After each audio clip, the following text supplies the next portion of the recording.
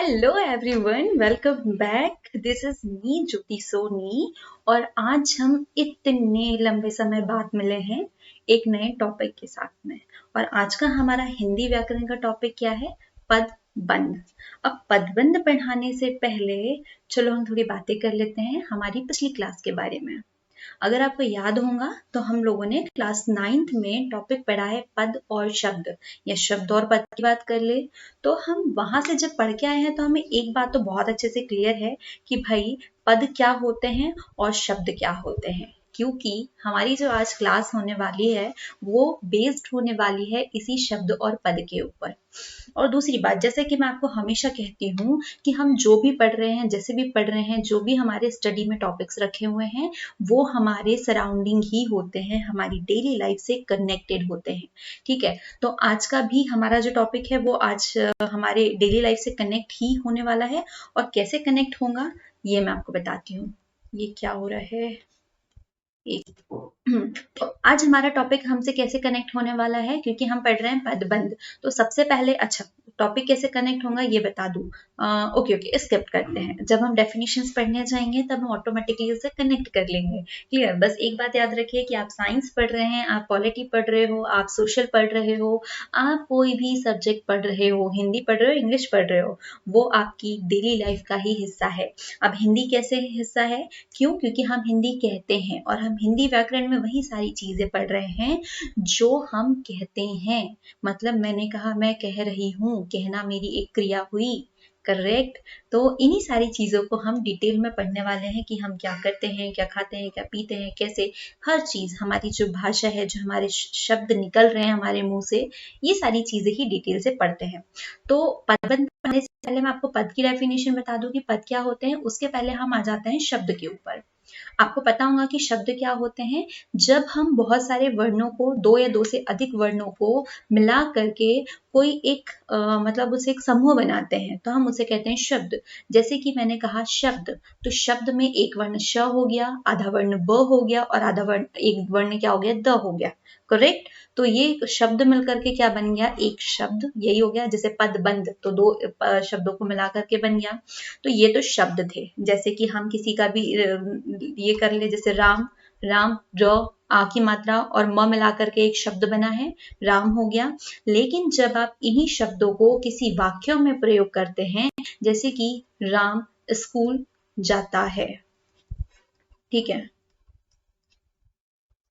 School जाता है, Ram school जाता है, एक वाक्य में प्रयोग हो गया। तो जब ये शब्द वाक्य में प्रयोग होते हैं तो हम इसे शब्द ना कह करके यूज करते हैं इसके लिए पद। करेक्ट? तो पद की डेफिनेशन तो आपको पता चल गई कि एक्चुअल में पद क्या होते हैं। शब्द जब वो इंडिपेंडेंट हो, एक स्वतंत्र रूप में मौजूद हो तो आप उसे शब्द कहेंगे, लेकिन जैसे ही वो एक वाक्य में प्रयोग हो जाता है तो आप उसे कहते हैं पद। करेक्ट? और अब आपको डेफिनेशन जो है पदबंध की, ये आई थिंक 80% कि पदबंध एक्चुअल में क्या होते हैं, क्योंकि मैंने आपको शब्द मतलब पद का अर्थ समझा। तो चलो हम आगे की डेफिनेशन के ऊपर बैठते हैं कि पदबंध होते क्या है। देखो, जिस तरीके से हमने दो वर्णों को मिला करके क्या बनाया था? शब्द। करेक्ट? हमने दो या दो से अधिक वर्णों को जोड़ करके बनाया था शब्द। ठीक है? शब्द मैंने यहाँ पर थोड़ा सा मतलब एकदम शॉर्ट में लिख रही हूँ। ठीक है, आज वैसी राइटिंग थोड़ी क्लियर नहीं जम रही है। भाई कहाँ गया कर्षण हमारा? राइट, ये था हमारा शब्द। ये थ ना समझे कोई, वरना कहेंगे कि मैम आप हिंदी पढ़ा रही है और आपको हिंदी लिखते नहीं आ रही है। ठीक है, तो भाई हर चीज समय के साथ सीखी जाती है। कुछ आप मुझे सिखाना, कुछ मैं आपको सिखाऊं। ठीक है, और जैसे ही ये शब्द आपका किसी वाक्य में प्रयोग होता है, तो क्योंकि वाक्य भी तो बहुत सारे शब्दों से मिलकर के बने हुए हैं, तो वो हर एक शब्द जो है वो पर्टिकुलर आप उस सेंटेंस में उसे क्या कहेंगे? आप उसे पद कहने वाले हैं। तो इसी तरीके से जब आप बहुत सारे पदों को एक निश्चित क्रम में मिक्स करते हैं, देखो वर्णों से बना दिए, शब्दों को वाक्य में डाला, पद हो गया। तो यहीं पे जब आप या यूं कह सके कि ये जो वाक्य है आप उसी को पदबंध कह रहे हो, क्योंकि वहां पे बहुत सारे शब्द अलग अलग है। और हमारी परिभाषा क्या कहती है पदबंध की? जब आप बहुत सारे शब्दों को जोड़ करके एक वाक्य का निर्माण कर रहे हैं तो आप उसे पद कहेंगे। लेकिन एक कंडीशन है, ठीक है, कि वो जो पद जुड़े हुए हैं उसका कोई एक निश्चित अर्थ होना चाहिए, एक निश्चित क्रम होना चाहिए, जो कंडीशन आपके वाक्य के लिए भी थी। जैसे राम खाना खा रहा है, तो आप हर कोई शब्द तो नहीं जोड़ रहे थे, जैसे राम, सीता, मोहन, गीता, मीना ऐसे डैश करके तो नहीं रख रहे थे। आपने स्पेशली लिखा कि राम खाना खा रहा है, सीता पढ़ाई कर रही है, श्याम वहां जा रहा है। तो इस टाइप के जब आपने अलग अलग को एक सेंटेंस में एक प्रॉपर मीनिंग के साथ डाला, क्योंकि राम खाना खा रहा है, वो खाने की क्रिया कर रहा है, एक स्कूल जाने की कर रहा है, एक पढ़ाई करने की कर रहा है, सारे अलग अलग थे। तो आप दो या दो से अधिक पद नियत क्रम निश्चित अर्थ में किसी पद का कार्य करते हैं तो उन्हें आप पदबंध कहते हैं, या आप ये कह दें कि आप वाक्य में एक निश्चित क्रम में या निश्चित अर्थ में आप उसको ऐड करते हैं, तो वही आपका पदबंध कहलाता है। ठीक है, कई पदों के योग्य से बने वाक्यांशों को जो एक ही पद का काम करता है उसे आप पदबंध कहते हैं। ठीक है, जैसे एक ही पद मतलब वो क्या कह रहा है, जैसे पद हमारे पास क्या लिया हमने, किसी एक पर्टिकुलर शब्द के लिए यूज करते हैं। वाक्य तो आपका पूरा एक लेंदी हो गया, तो जैसे कि राम, ठीक है, वो राम जो वहां था, ठीक, राम तो एक ही हुआ, लेकिन कौन सा राम, वो राम जो, ठीक है, तो इस तरीके से आप उसको टोटली एक ही कनेक्ट कर रहे हो। चलो इसको और एग्जांपल्स के साथ में हम आगे करते हैं। मतलब यहाँ पे पदबंध वो है कि वहां पर आपका जो पूरा काम सिर्फ एक ही नाम करेगा। ठीक है, जैसे सपोज आपने राम लिया है तो राम ही आपका वो पदबंध का काम करेगा, आगे पूरा डिटेल चलेगा कि वो खाना खा रहा है, ठीक है, खाना खा रहा है, ये तो आपका पूरा वाक्य वाला सिस्टम हो गया। लेकिन यहाँ से आपको पदबंध उठाना है तो वो कौन सा हो जाएगा कि राम, वो राम जो, ठीक है, क्योंकि आप राम तो बता रहे हो लेकिन राम के साथ में एक विशेषता भी ऐड कर रहे हो, वो राम जो। क्लियर, चलो देखते हैं। जैसे कि यहाँ पर है, सबसे तेज दौड़ने वाला छात्र जीत गया। आप इसको नॉर्मल सेंटेंस में अगर आप वाक्य की तरह यूज करें तो क्या हो सकता है कि छात्र जीत गया, करेक्ट, हम बोलेंगे कि छात्र जीत गया, लेकिन कौन सा, सबसे तेज दौड़ने वाला छात्र।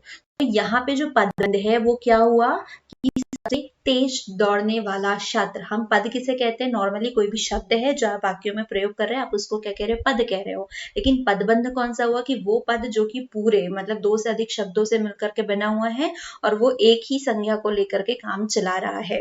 तो यहाँ पे क्या हुआ कि सबसे तेज दौड़ने वाला छात्र में 5 पद है, किंतु वे मिलकर के एक ही पद या एक ही संज्ञा का काम कर रहे हैं। क्लियर, कि यहाँ पे छात्र तो बता रहे हैं, मतलब ये छात्र हमारी एक संज्ञा हो जाती है। हम ये बोलते हैं ना, मतलब नाम किसी भी नाम, जगह, किसी व्यक्ति का नाम, किसी जगह वगैरह को हम क्या कहते हैं, संज्ञा कहते हैं। तो यहाँ पे एक ही चीज को बताई गई लेकिन इसके साथ में बहुत सारे पद जोड़े गए हैं। तो इतने सारे पद जब जोड़े गए हैं तो वो हो गया पदबंध, लेकिन अर्थ तो एक ही छात्र का निकल रहा है, लेकिन कौन सा छात्र, जो सबसे तेज दौड़ता है। तो आई होप आपको यहाँ पे समझ में आ रहा होगा कि आपके पास एक ही पद है, मतलब वो एक ही शब्द है, लेकिन उसको विशेषता, उसको विशेष बताने के लिए उसके साथ में और भी पदों को जोड़ दिया गया है।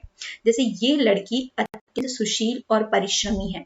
अब यहाँ पर आपके पास में एक संज्ञा कौन सी है, लड़की है, ठीक है, यहाँ पर लड़की ही है आपकी कि ये लड़की है, लेकिन ये लड़की कैसी है, ये अत्यंत सुशील है, परिश्रमी है। ठीक है, जो मेरे पेरेंट्स के पास तो नहीं है। ओके, तो ठीक है, ये लड़की अत्यंत सुशील है और परिश्रमी है, तो ये इसकी विशेषता का कार्य कर रहे हैं। ठीक है, यहाँ छात्र बताया था तो छात्र वो एक संज्ञा हो गया, ठीक है, यहाँ पे उसकी विशेषता बता रहे तो ये विशेषण हो गया। तो ये पदबंध का कौन सा रूप हो गया कि वहां पे उसकी विशेषता को बढ़ा रहे हैं। ठीक है, लड़की है, लेकिन लड़की कौन सी है, वो लड़की जो कि बहुत ज्यादा अत्यंत है, मतलब अत्यंत सुशील है और परिश्रमी है। अब बता रहे ना कि ये लड़की, ठीक है, ये लड़की है, लेकिन ये लड़की अत्यंत सुशील है और बहुत ज्यादा परिश्रमी है।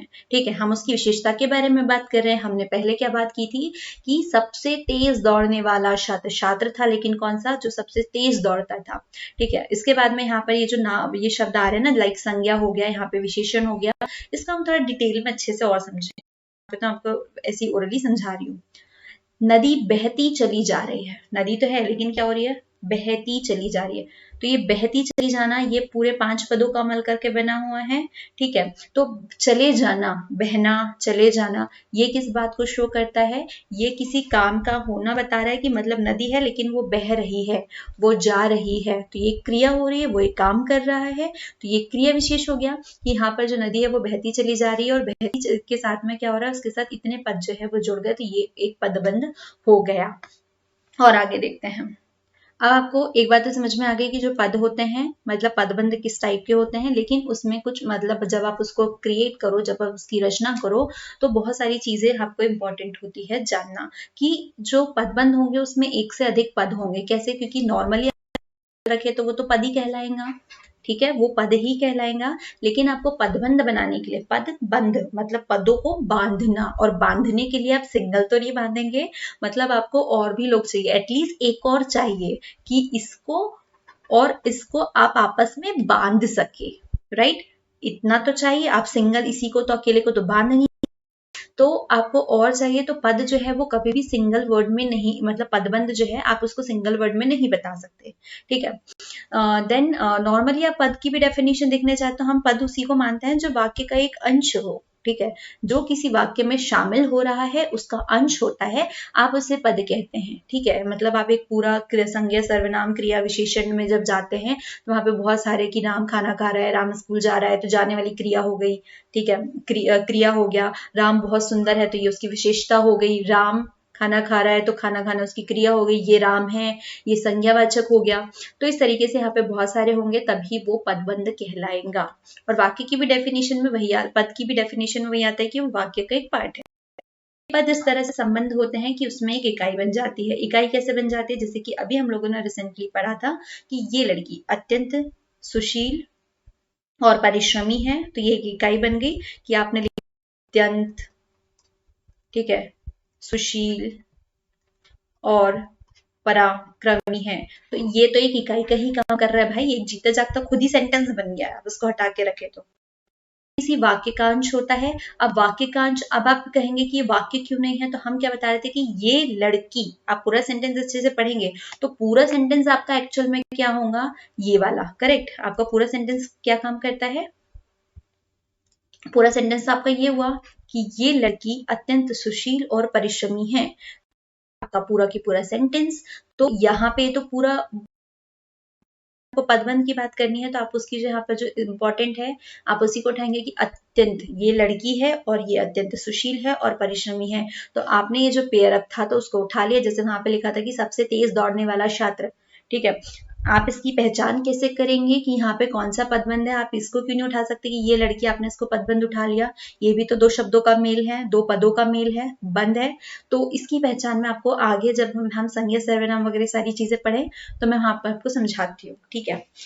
शॉर्ट में यहाँ पे देख लो कि यहाँ पे विशेषता बताई जा रही है, तो विशेषता बताने वाले जो शब्द होंगे आप उसको पदबंध ले लेंगे, ठीक है। इस सेंटेंस को आप ध्यान से देखेंगे तो यहाँ पे संज्ञा को इंडिकेट कर रहे हैं, तो आपको संज्ञा बताने वाले जितना भी सेंटेंस है आप उस सेंटेंस को मतलब उस सेंटेंस में से उतने पार्ट को उठा करके आप क्या बोल देंगे कि ये इसका पदबंध है। यहाँ पे नदी बहती चली जा रही है, मतलब यहाँ पे क्रिया हो रही है और क्रिया बताने वाले शब्द है आप उसको उठा करके बोल देंगे कि ये पदबंध है, जैसे नदी बहती बहती चली जाना, ठीक है, तो ये इसका क्या हो गया, पदबंध हो गया। चलो मैंने यहीं पे आपको बहुत सारी बातें बता दी, आगे वाली बातें हम आगे समझते हैं।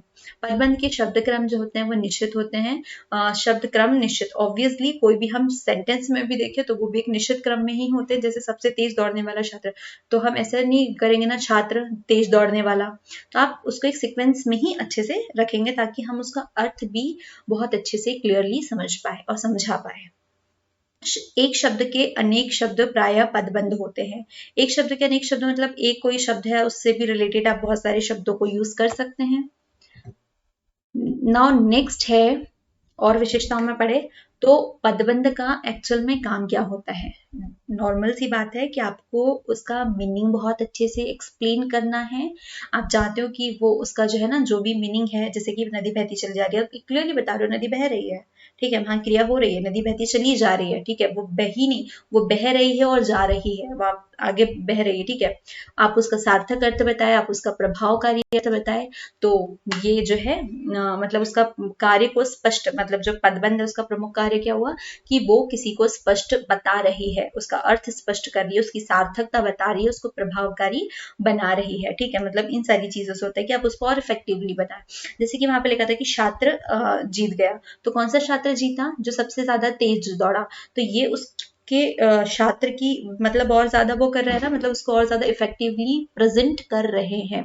इसको आप एज ए शब्द लागू भी यूज कर सकते हैं। किस तरीके से, जैसे कि आपके पास में बहुत सारे समास होते हैं, मुहावरे होते हैं, तो वहां पे भी आप अपना प्रभाव बताने के लिए आप इनको एक इस तरीके से वहां पे प्रयोग में कर सकते हैं। कैसे, इसके एग्जाम्पल्स भी मैं आपको आगे बताती हूँ। तो भाई अब बात आती है कि आपके जो पद होते हैं, पदबंध होते हैं, वो कितने प्रकार के होते हैं। आपको याद होगा कि जब आपने 9th में ये पद पढ़े होंगे, तो जब हम पद पढ़ते हैं तो जाहिर सी बात है कि जब आप पद पढ़ रहे हो तो वो सेंटेंस के अंदर ही पढ़ रहे हैं। ठीक है, मतलब सेंटेंस के अंदर ही आप पदों को पढ़ रहे हैं। तो अभी भी जस्ट हमने अभी पद पढ़े थे, तो वहां पर हम लोगों ने देखा कि हर एक सेंटेंस जो है वो अलग अलग टाइप का है।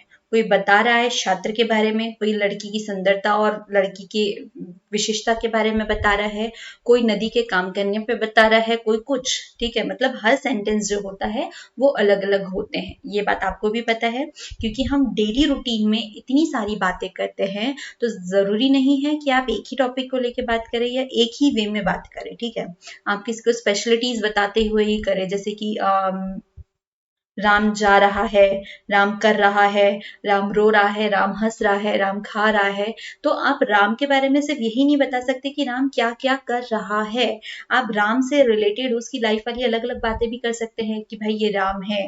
ठीक है, राम सुंदर है, राम सुशील है, एक्सेट्रा एक्सेट्रा। तो हमारे जितने भी डेली रूटीन्स वाले सेंटेंसेस होते हैं, तो इतने भांति भांति प्रकार के थे। तो अब जिस तरीके से साइंस में इतनी सारी चीजें डिवाइड कर दी गई है, तो हमारे सेंटेंस को भी डिवाइड कर दिया गया है कि जो हमारे पदबंध होते हैं वो कितने टाइप के होते हैं। राम सुंदर है, ठीक है, राम की विशेषता बता रहे हैं, राम खाना खा रहा है, राम क्या कर रहा है ये बता रहा है, ये राम है, ये बता रहे कि ये राम है। ठीक है, तो इस तरीके से, चलो ये थोड़ा ज्यादा एक्स्ट्रा डिटेल में हो गया, पॉइंट पे आती हूँ। ओके, तो पद जो होते हैं उसके भेद, संज्ञा पदबंध, मतलब सारी चीजें जाहिर सी बात है कि वो कितने कुछ टाइप्स में डिवाइड होती ही है। फिर होता है एक विशेषण, सर्वनाम, क्रिया पदबंध, अव्यय पदबंध। आपको मेरी बातों से 2 से 3 जैसे क्रिया वाला समझ में आ चुका होगा अब तक के, संज्ञा समझ में आ चुका होगा और विशेषण भी समझ में आ ही चुका होगा। तो चलो एक बार इसको फिर से डिटेल में पढ़ेंगे, और जो बच्चे वाले सर्वनाम और अव्यय बच गया है उसे भी पढ़ेंगे। सबसे पहले आते हैं हम संज्ञा के ऊपर।